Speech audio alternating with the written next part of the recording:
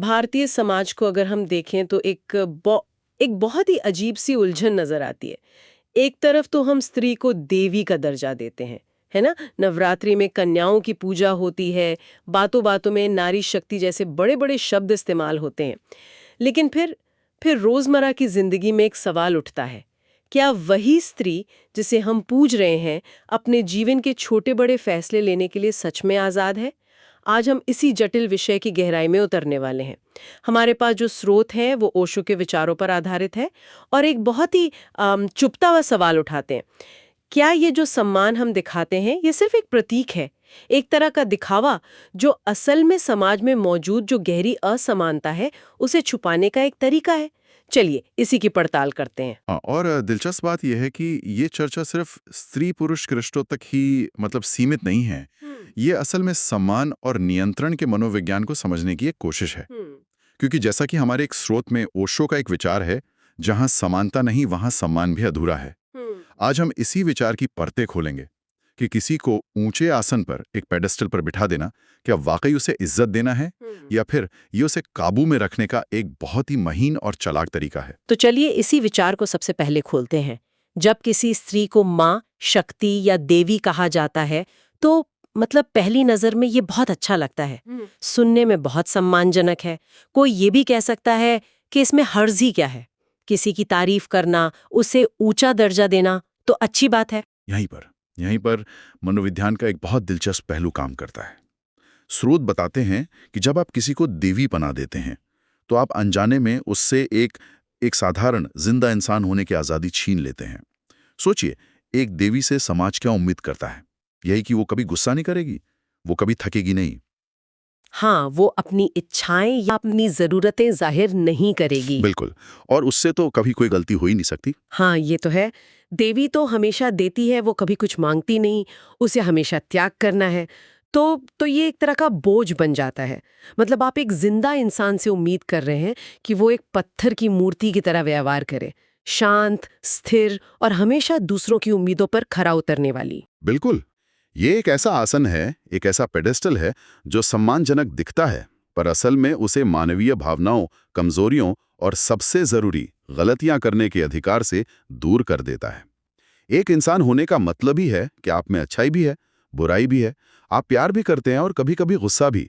लेकिन देवी का खिताब आपको इन सब मानवीय भावों को प्रकट करने से रोकता है।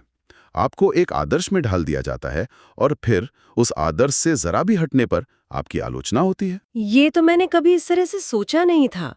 सम्मान के नाम पर एक इंसान की पूरी पहचान को ही एक फ्रेम में कैद कर दिया जाता है और यहीं पर शायद शब्दों और हकीकत के बीच की खाई दिखने लगती है। श्रोता इस बात पर खास जोर देते हैं कि ये प्रतीकात्मक सम्मान कहाँ खत्म होता है और रोजमर्रा की हकीकत वो कहाँ से शुरू होती है। आपने बिल्कुल सही दिशा पकड़ी है। स्रोत में एक बहुत सीधी और स्पष्ट रेखा खींची गई है। सम्मान शब्दों में है, नियंत्रण व्यवहार में। ये दिखाता है कि समाज अक्सर दो अलग-अलग स्तरों पर काम करता है। एक है सार्वजनिक स्तर, जहां मंच पर, त्योहारों में और बातों में बड़ी-बड़ी बातें होती हैं। स्त्री को सम्मान देने की कस्में खाई जाती हैं। और फिर एक दूसरा है निजी और व्यवहारिक स्तर, जहां घर के अंदर, रिश्तों के अंदर असल जिंदगी के नियम तय होते हैं। और वो नियम अक्सर उस कथित सम्मान के ठीक उल्टे होते हैं। अच्छा, तो इसका मतलब ये हुआ कि बाहर की दुनिया के लिए तो वो घर की लक्ष्मी है, हाँ, लेकिन घर के अंदर आर्थिक फैसले लेने में उसकी राय की कोई कीमत नहीं है, या फिर रात को बाहर जाने की आज़ादी जितनी घर के पुरुष को है उतनी उसे नहीं है, क्योंकि वो घर की इज्जत है। ठीक यही है। ये बहुत सूक्ष्म तरीकों से काम करता है। करियर चुनने का फैसला किसका है? शादी के बाद नौकरी करनी है या नहीं, ये कौन तय कर रहा है? अपनी कमाई को अपनी मर्जी से खर्च करने की कितनी आज़ादी है? इन छोटे छोटे सवालों के जवाब हमें शब्दों के पीछे छिपी हकीकत दिखा देते हैं। ये वैसा ही है जैसे किसी को रानी कहकर एक बहुत खूबसूरत कमरे में बंद कर दिया जाए। नाम तो रानी का है, सम्मान भी रानी जैसा दिख रहा है, लेकिन उस कमरे से बाहर निकलने का या उस कमरे में अपनी मर्जी से कुछ बदलने का अधिकार नहीं है। ये जो रानी बनाकर कमरे में बंद करने वाली बात है, ये तो कई घरों में दिखती है, जहां बाहर से देखने पर सब बहुत अच्छा लगता है, पर अंदर अंदर असल आज़ादी की घुटन होती है। लेकिन फिर सवाल ये उठता है कि समाज ऐसा करता क्यों है? इस दोहरे मापदंड की ज़रूरत क्यों पड़ती है? क्या ये सिर्फ एक पुरानी आदत है या इसके पीछे कोई गहरा डर काम करता है? ये बहुत ज़रूरी सवाल है और स्रोत बताते हैं कि ये सिर्फ आदत नहीं है। इसके पीछे एक गहरा, एक ढांचागत डर है। एक स्वतंत्र स्त्री जो आर्थिक रूप से आत्मनिर्भर है, जो वैचारिक रूप से आज़ाद है, वो समाज के सदियों से बने बनाए ढांचे को सीधी चुनौती देती है। वो सवाल पूछती है, वो हर बात पर क्यों कहती है और वो अपने चुनाव खुद करना चाहती है। वो किसी पर निर्भर नहीं है। और ये स्थिति शायद कई लोगों के लिए और पूरे सामाजिक ढांचे के लिए बहुत असहज करने वाली हो सकती है, क्योंकि फिर उसे नियंत्रित करना मुश्किल हो जाता है। बिल्कुल, और यहीं पर ओशो का एक विचार इस डर को बहुत अच्छे से समझाता है। विचार ये है, जिसे तुम नियंत्रित करना चाहते हो उसे पहले तुम ऊंचा स्थान दे देते हो ताकि वो विरोध ना करे। ये एक तरह की सामाजिक रणनीति है। जब आप किसी को देवी कह देते हैं तो आप उसे एक ऐसे पद पर बैठा देते हैं जहां से विरोध करना या सवाल उठाना उस पद की गरिमा के खिलाफ माना जाता है। अगर वो अपने अधिकार मांगेगी तो समाज कहेगा, देखो देवी होकर ऐसी बातें कर रही हो। ये तो बहुत ही सूक्ष्म मनोविज्ञान है। हम्म, मतलब ये एक सुनहरा पिंजरा है। हम्म, अगर कोई स्त्री उस देवी के पद से उतरकर एक साधारण इंसान की तरह अपनी जरूरतें या अधिकार मांगती है, हम्म, तो उस पर यह आरोप लगाना आसान हो जाता है कि वो देवी जैसे पद का अपमान कर रही है। हम्म। वो उस सम्मान को डिजर्व नहीं करती। ठीक यही होता है। ये एक नैतिक और भावनात्मक दबाव बनाता है। एक स्वतंत्र स्त्री जो अपनी शर्तों पर जीना चाहती है, वो उस पेट्रियार्कल स्ट्रक्चर के लिए एक खतरा है जिसमें पुरुष को हमेशा प्रोटेक्टर और प्रोवाइडर की भूमिका में देखा गया है। एक बराबर की साथी उस भूमिका को ही चुनौती देती है, जिससे पुरुष की सदियों पुरानी पहचान को भी धक्का लग सकता है।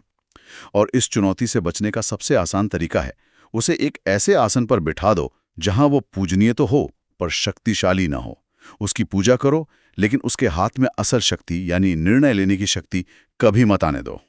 तो इसका कुल मतलब ये निकलता है कि ये जो ऊंचा आसन है, ये सम्मान का नहीं बल्कि शक्ति के असंतुलन का प्रतीक है। अगर ये सच्चा सम्मान नहीं है तो फिर हम सच्चे सम्मान को पहचाने कैसे? उसकी परिभाषा क्या होनी चाहिए ताकि हम इस दिखावे और हकीकत के फर्क को समझ सकें? स्रोत के अनुसार सच्चे सम्मान की परिभाषा बहुत स्पष्ट और व्यवहारिक है। ये किसी अमूर्त भावना पर नहीं बल्कि 3 ठोस स्तंभों पर टिकी है। पहला है बराबरी, इक्वालिटी। ठीक है। दूसरा है अपनी बात रखने का हक, वॉइस। और तीसरा है अपने निर्णय खुद लेने की आजादी, चॉइस। अगर किसी रिश्ते या समाज में ये 3 चीजें मौजूद नहीं है, खासकर निर्णय लेने की शक्ति, तो बाकी सब कुछ, चाहे वो कितनी भी मीठी बातों में लपेटा गया हो, सिर्फ एक कर्मकांड या दिखावा बनकर रह जाता है। मतलब सम्मान का मतलब किसी की आरती उतारना या पैर छूना नहीं है, नहीं, बल्कि उसकी बातों को ध्यान से सुनना और उसके फैसलों को उतनी ही अहमियत देना है जितनी हम अपने फैसलों को देते हैं। वॉइस और चॉइस, ये 2 शब्द बहुत शक्तिशाली हैं। बिल्कुल। सच्चा सम्मान किसी को पेडेस्टल या आसन नहीं देता, बल्कि उसे अपनी जिंदगी अपनी शर्तों पर जीने के लिए खुला आसमान यानी स्पेस देता है। यह इस बात को दिल से स्वीकार करना है कि सामने वाला व्यक्ति एक पूरी तरह से स्वतंत्र इकाई है, जिसकी अपनी सोच है, अपनी इच्छाएं हैं और अपने सपने हैं, और उसे उन सपनों को पूरा करने का उतना ही हक है जितना किसी और को है। सम्मान बराबरी के स्तर पर होता है, ऊंचे या नीचे के स्तर पर नहीं। ये पूजा वाला सम्मान नहीं है जिसे रेवरेंस कहते हैं, यह बराबरी वाला सम्मान है, रिकॉग्निशन। ये सुनने में तो बहुत तार्किक और सही लगता है, पर असल जिंदगी में इसे बदलना इतना मुश्किल क्यों है? अगर ये समस्या इतनी गहरी है तो स्रोतों के अनुसार इसका समाधान क्या है? इस चक्र को तोड़ा कैसे जा सकता है? शुरुआत कहाँ से हो? समाधान जितना मुश्किल लगता है, स्रोतों में उसे उतना ही सीधा और स्पष्ट बताया गया है। लेकिन इसे अपनाना मुश्किल है क्योंकि इसमें हमें अपनी कई गहरी मान्यताओं को छोड़ना पड़ता है। समाधान है, स्त्री को देवी बनाना बंद करें और उसे एक संपूर्ण इंसान बनने दें। उसे एक पूर्ण मनुष्य के रूप में स्वीकार करें, जिसमें अच्छाइयां भी हैं और कमजोरियां भी, जिसमें प्रेम भी है और क्रोध भी, जिसकी अपनी इच्छाएं भी हैं और अपनी सीमाएं भी। यानी उसे न तो किसी की पूजा की जरूरत है, बिल्कुल नहीं, और न ही किसी के संरक्षण, प्रोटेक्शन की। उसे बस एक बराबरी का साथी चाहिए। हाँ, उसे जरूरत है एक बराबरी के रिश्ते की, जिसे स्रोत में पार्टनरशिप कहा गया है। उसे जरूरत है आपसी सम्मान की, जिसे म्यूचुअल रेस्पेक्ट कहा गया है। यह समझना होगा कि सम्मान एक तरफा ट्रैफिक नहीं हो सकता। यह तभी सच्चा होता है जब दोनों तरफ से बराबर हो। और यह आसान नहीं है, क्योंकि इसमें हजारों साल की कंडीशनिंग को तोड़ना पड़ता है। स्त्री को देवी के आरामदायक लेकिन घुटन भरे आसन से उतरकर अपनी जरूरतें बताने का साहस दिखाना होगा, और पुरुष को अपने प्रोटेक्टर वाले सिंहासन से उतारकर एक साथी बनना सीखना होगा, जो सुनता भी है और अपनी बात कहता भी है। ये बदलाव तो दोनों तरफ से आना होगा। ये सिर्फ एक पक्ष की जिम्मेदारी नहीं है। बिल्कुल नहीं। जब तक शक्ति का संतुलन एक तरफ झुका रहेगा, तब तक सम्मान का दावा खोखला ही रहेगा। जैसा कि स्रोत में साफ कहा गया है, जब इक्वालिटी होगी तभी सम्मान सच्चा होगा। और शायद ओशो का एक और विचार इस पूरी चर्चा को अंतिम रूप देता है। प्रेम और सम्मान वही हैं जहां स्वतंत्रता है। अगर स्वतंत्रता ही नहीं है तो न प्रेम असली हो सकता है और ना ही सम्मान। जहां नियंत्रण है वहां डर हो सकता है, निर्भरता हो सकती है, आदत हो सकती है, लेकिन सच्चा सम्मान नहीं हो सकता। स्वतंत्रता सम्मान की पहली और आखिरी शर्त है। आज के इस पूरी बातचीत का सार यही निकलता है। ये चर्चा उस महीन रेखा को उजागर करती है जो प्रतीकात्मक सम्मान और व्यवहारिक समानता के बीच मौजूद है। ये हमें खुद से ये सवाल पूछने पर मजबूर करती है कि कहीं हम अपनी जिंदगी में सम्मान के नाम पर नियंत्रण को तो स्वीकार नहीं कर रहे हैं, या किसी पर नियंत्रण तो नहीं कर रहे हैं। अंत में, जैसा कि हमारे स्रोत कहते हैं, असली सवाल ये नहीं है कि हम स्त्री को देवी कहते हैं या नहीं। असली सवाल ये है, क्या हम उसे एक स्वतंत्र मनुष्य मानते हैं, एक ऐसा मनुष्य जिसे अपने जीवन के हर पहलू पर, छोटे या बड़े, अपना निर्णय लेने का पूरा और अंतिम अधिकार है। और जब हम इस पैटर्न को समझ जाते हैं तो ये सवाल उठना लाजमी है कि समाज में ये ऊंचा आसन देने का पैटर्न और कहां-कहां इस्तेमाल होता है। क्या अक्सर हम किसी समूह या व्यक्ति को, जैसे कि बुजुर्गों या गुरुओं को, एक विशेष सम्मान का दर्जा देकर अनजाने में उन्हें असल दुनिया की जिम्मेदारियों, संवाद और यहां तक कि जरूरी आलोचना से भी चुपचाप दूर तो नहीं कर देते? कहीं हम उन्हें भी एक पेडेस्टल पर बिठाकर उनसे एक इंसान की तरह जुड़ने का मौका तो नहीं खो रहे हैं? ये एक ऐसा पैटर्न है जिस पर विचार करना हम सभी के लिए जरूरी है।